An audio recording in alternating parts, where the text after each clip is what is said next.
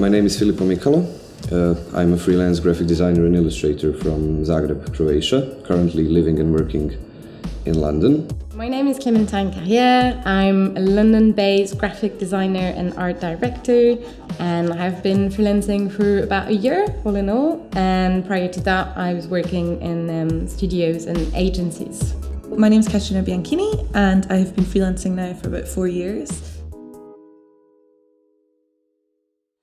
I was doing a lot of freelance on the side, but also working full time, and that's how I started. I started that in third year of university, so a long time I've been doing that, and like kind of just working in the evenings, working on my weekends, and I just kept building up that way. And it was really tiring. I remember when I first moved to London for about 2 years, I was working full time, and then I just opened my laptop as soon as I got home and would just start working full time again. And you, unfortunately, you do have to do that because you need to have your own portfolio that is outside a studio. Otherwise, people will not trust you to do freelance because you're not essentially a freelance designer. You've just kind of got a studio's portfolio that you've done parts of.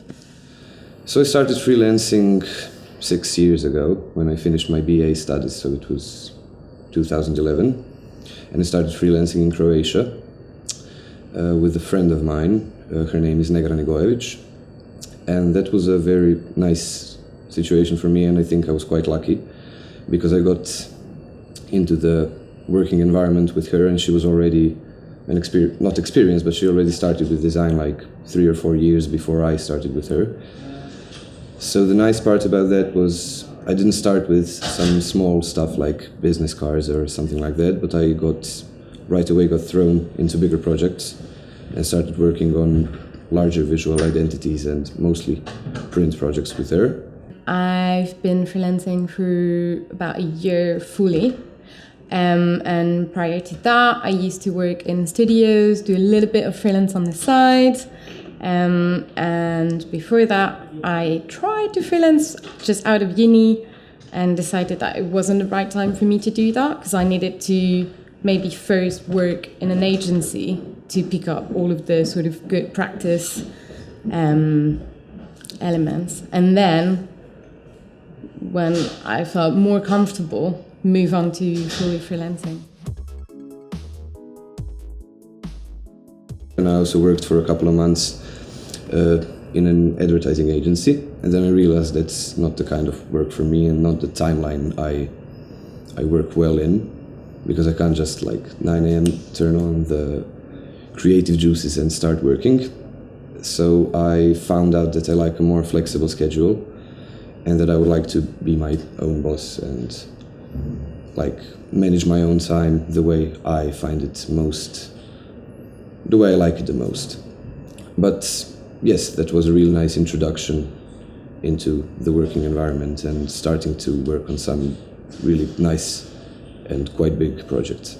Like I think a lot of people kind of assume that they have to work for like 6-7 years in a studio before they can even think about going freelance. I just was very lucky in the sense I noticed very quickly that I was better as a freelance designer. I think the first thing I did was put money on the side because the first couple of months you're not quite sure what is going to happen.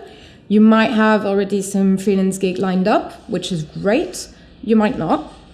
So I think that was the first thing. And when I started to think about going freelance, it was a case of I need to make sure that financially I'm not going to be in a place where it stresses me, or it's going to be more important than having fun and being creative.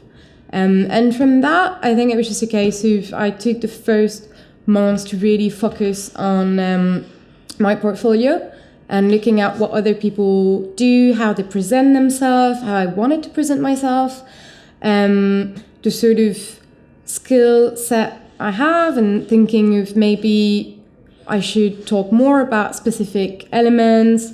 So that was the thing, and being prepared in that sense, and then just going for it.